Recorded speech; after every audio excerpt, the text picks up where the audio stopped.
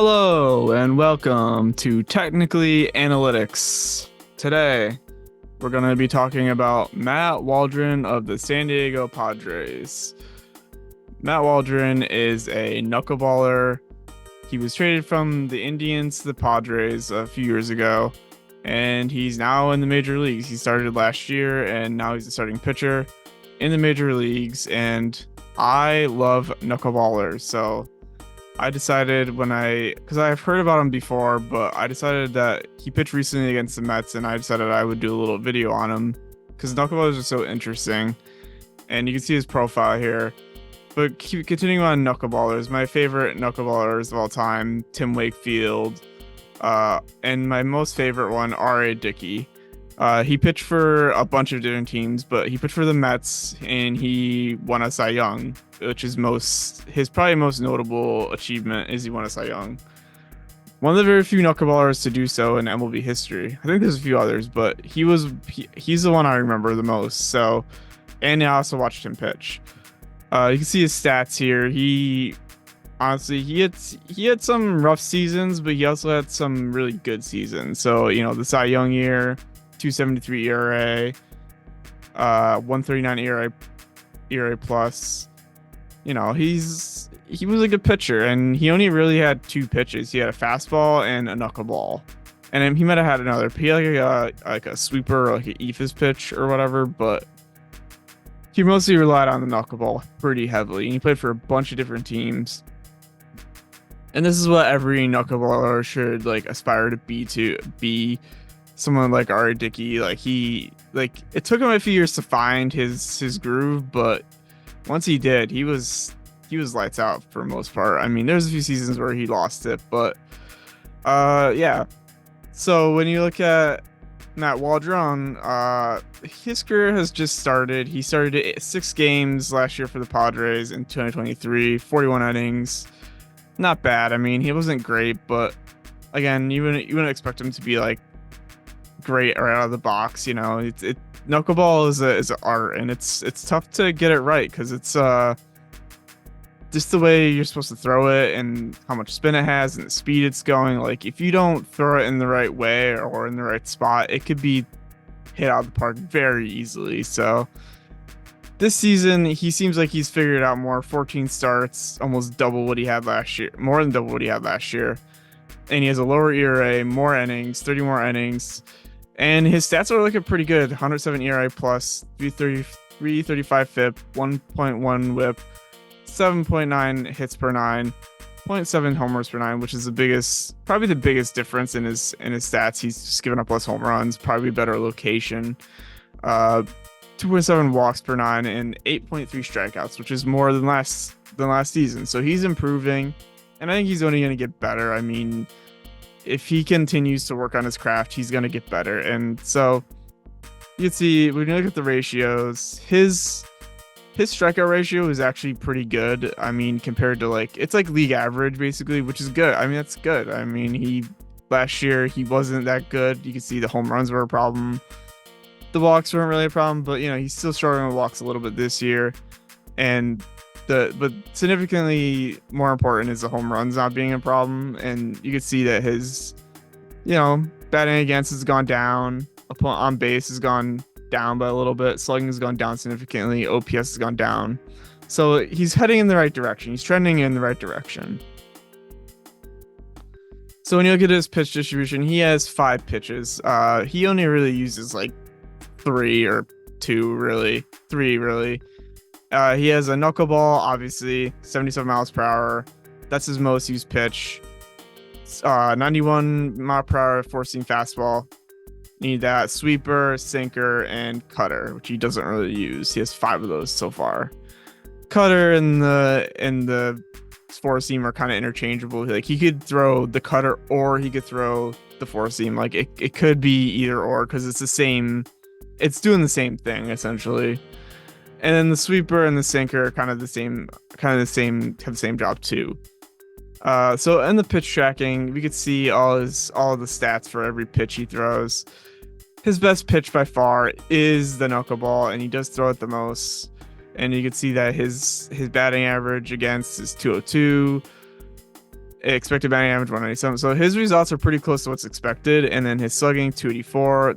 And this is like the lowest numbers of any pitch you could see down the line. Like this is the pitch that he gets guys with, because when you see a four seam fastball and then you see maybe a sinker or a sweeper, and then he chucks in a little knuckleball, and that thing is just you don't expect it. Like maybe you, even as a hitter, you might know he has a knuckleball, but you're not expecting him to throw it. Like when he does, like he's gonna mix it up. So I mean, he might throw it first, he might throw it last, he might throw it in the middle. Like you never know. And you could see that last year, kind of similar thing, but his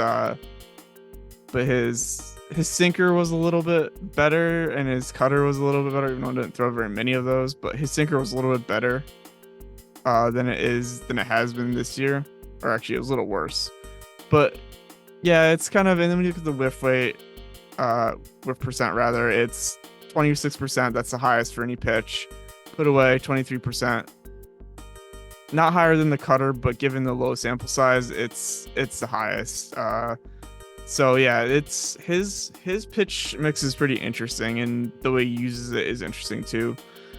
So looking at his percentile rankings, you can see it's not lighting up the page. Like nothing here is like, you're not gonna say, wow, this guy's really good, I wonder what he throws. Like you're not gonna say that.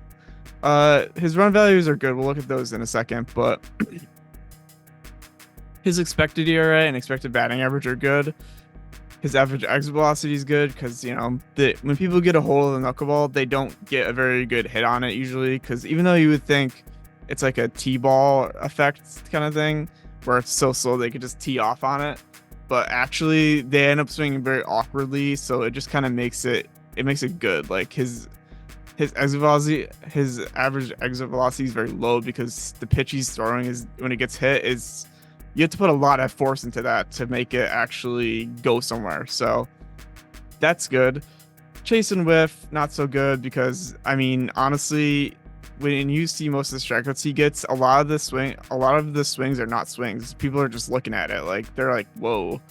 K percentage, he's kind of mid. He doesn't strike out the most guys, but he also doesn't give a ton of hits. I mean, he gives up more than most, but not a ton. His walk percent okay, barrel percent okay, hard hit good. Again, same reason why his exit velocity is so good, because they're just looking at the knuckleball, and when they do get a hold of it, they can't hit it hard because it's not coming hard. So pause. Ayo. So ground ball percent, not good. I mean, he's not really a ground ball guy. And then extension, he's pretty good with that. And that extension is just like how far he gets off the mound with his step.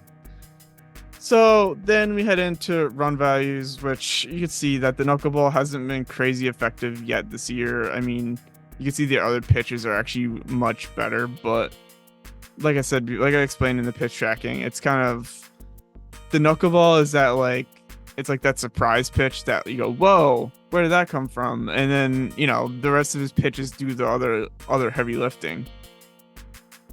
And, I mean, I imagine what he does, and this is what a lot of guys do. He does like a combination of fastball, then he does like a sinker or sweeper, and then maybe another fastball if it gets there, and then boom, knuckleball. And then the batter's like, whoa, where did that come from? And that's kind of how he gets guys out.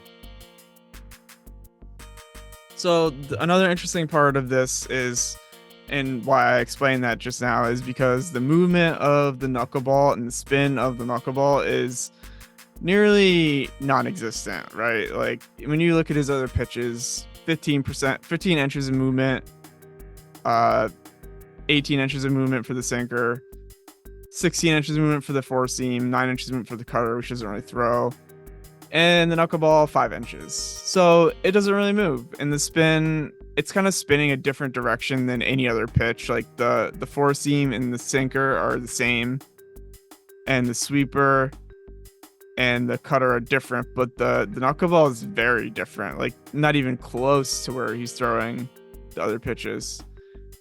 And then, so yeah, it's the spin rate on the knuckleball is also very low too, because it's spinning very slowly. It's just like it's barely spinning. Like when you'll see the video that I'm putting in, it's just he's just spinning it so slow, and that's why it's so effective because you just don't expect it. Like he's surprising guys out there.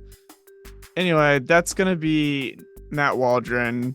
Uh, I hope he develops into a great pitcher actually, because knuckleballers are so cool. I used to play around and throw knuckleballs in wiffle ball, and like it's a hard pitch to throw good and be good at it. So I hope he does good. I mean, plays for the Padres right now, but if he ever comes to the Mets, I'd be happy to have him.